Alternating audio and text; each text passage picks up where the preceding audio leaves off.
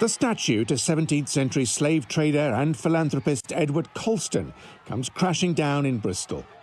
A demonstration to protest the killing of George Floyd turned into an attack on a symbol of the city's connection with slavery and its colonial past. Days later in London, another statue, this time taken down by the council, not an angry crowd.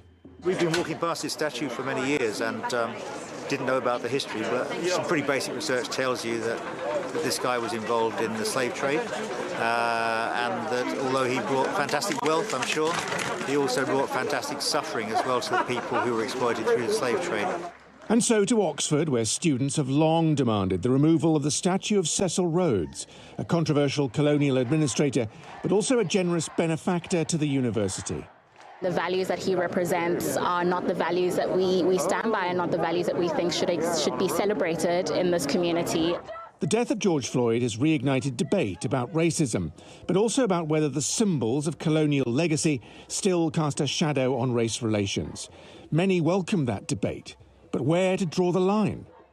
For some, this went too far. Winston Churchill, feted by many for standing up to fascism, but labelled a racist by young protesters. The reaction was negative. Most people accept that Churchill was the product of an imperial system and that his attitudes to the subjects of the British Empire belong to another age. But they don't believe he should be erased from history because of that, and that by superimposing today's standards on historical figures is to ignore complex histories.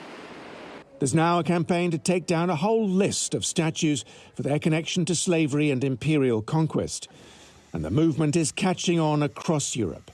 For some, it's a radicalization of the protest, now more concerned with symbols than fixing today's injustices.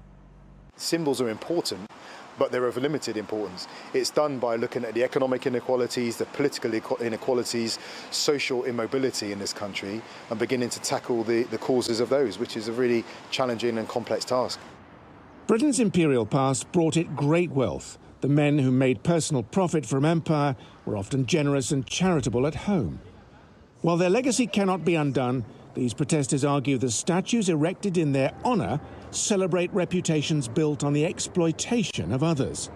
And to fix racism today, those statues must come down. Simon McGregor-Wood, TRT World.